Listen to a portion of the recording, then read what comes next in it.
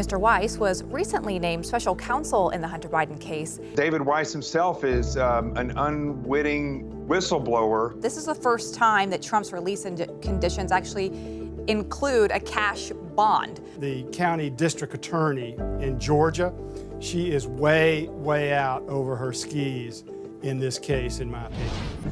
Congressional Republicans have subpoenaed some FBI and IRS officials who may have attended a meeting in which U.S. Attorney David Weiss allegedly complained that top Justice Department officials were obstructing his investigation of Hunter Biden. Mr. Weiss was recently named special counsel in the Hunter Biden case, and GOP lawmakers are concerned that President Biden's son will continue to receive special treatment. We're joined now by Jonathan Gilliam, a former FBI special agent and U.S. Navy SEAL, and the host of the Experts podcast. Jonathan, welcome to the show. Good to see you. Good to be with you. Okay, so do you think that this will change how David Weiss is doing things? There are reports out now saying that he wasn't even planning on charging Hunter Biden until these IRS whistleblowers came out a few months ago alleging that he had essentially changed plans until they were saying that he was being obstructed from this case. Well, it's interesting because David Weiss himself is an unwitting whistleblower in what he said in that meeting that was reported over a year ago, or right at a year ago. So I think, when we look at David Weiss and we look at the person that he is and the position that he's in, we see two things. We see somebody who's concerned about his career, and we also see someone who is definitely being influenced by the DOJ, and which is really a Biden weapon or a Democrat weapon. I like to look beyond Joe Biden. And so I don't think that David Weiss is someone that we can fully trust. But the problem is, I'm not sure who we can trust at all. As we've seen with all these special counsels, very little comes out. And in this case, the way the deal was already struck, where Hunter Biden was going before the court, if that had gone forward, he would have gotten immunity.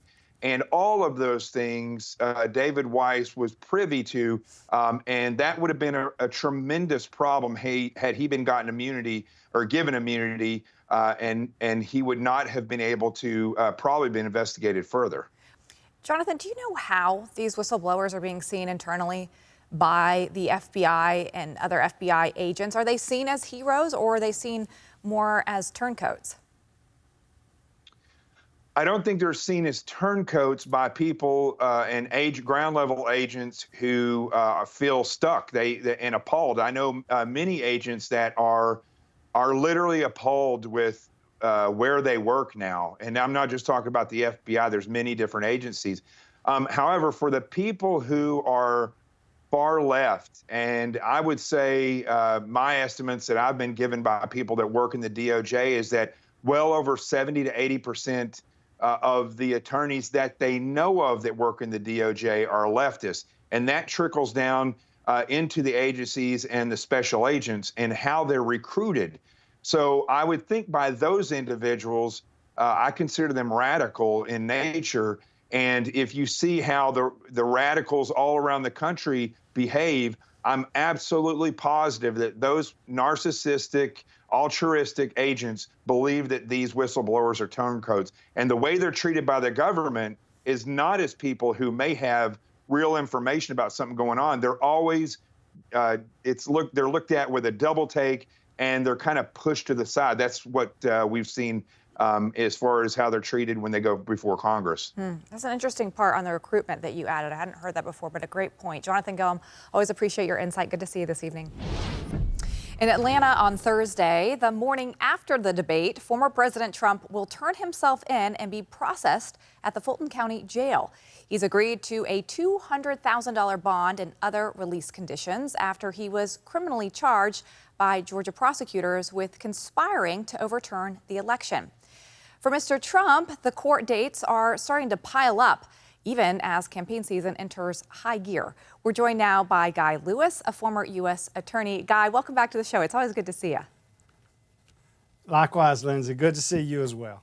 Okay, so former President Trump continues to call all these indictments witch hunts, but we even have one of his harshest critics, former New Jersey Governor Chris Christie, who's running against him in this election, calling this latest indictment in Georgia. He says it's uncomfortable for him because you have Jack Smith, the special counsel in the federal investigations, actually prosecuting the exact same thing. So he says this is more politicking than anything.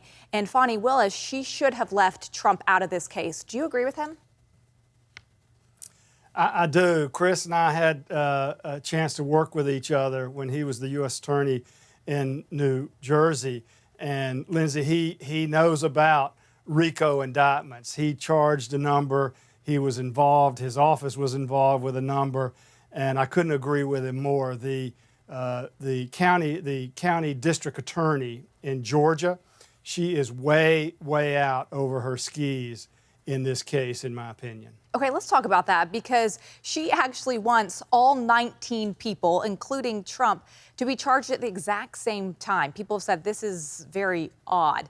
But as you mentioned, racketeering cases are hard to try. It's so much information.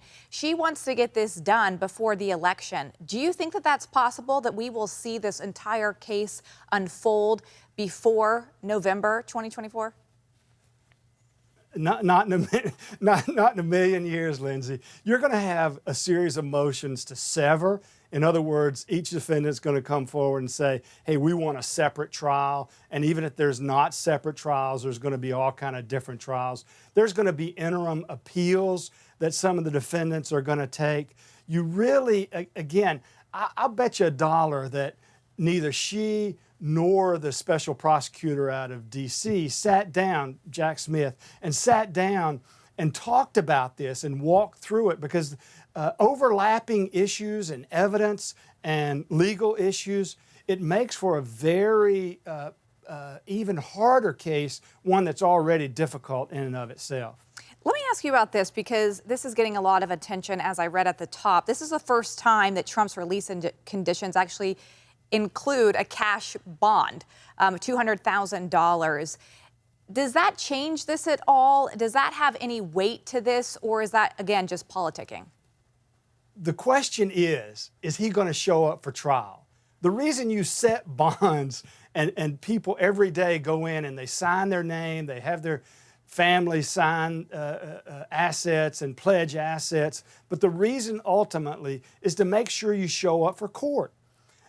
And is there anybody in this world that thinks he's going to flee, that he's a flight risk, that he's not going to show up and actually contest these charges? Look, and again, I don't want to be too critical of his lawyers, but if it was me defending him, Lindsay, I would have gone in there and I would have asked for a personal surety bond. In other words, the president, the ex-president, comes in, he signs his name, and like the other cases, he's released and he comes back in as promised. And doesn't pay, so there would be no money. And doesn't pay. Look, that in and of itself is punitive. It's showing that the district attorney is just asking for it because she can. And frankly, I'm a little disappointed with the judge not saying, wait a second, are you sure that's necessary, that we need to put $200,000 in our clerk's bank account to make sure this gentleman shows up for the next hearing? I mean, come on.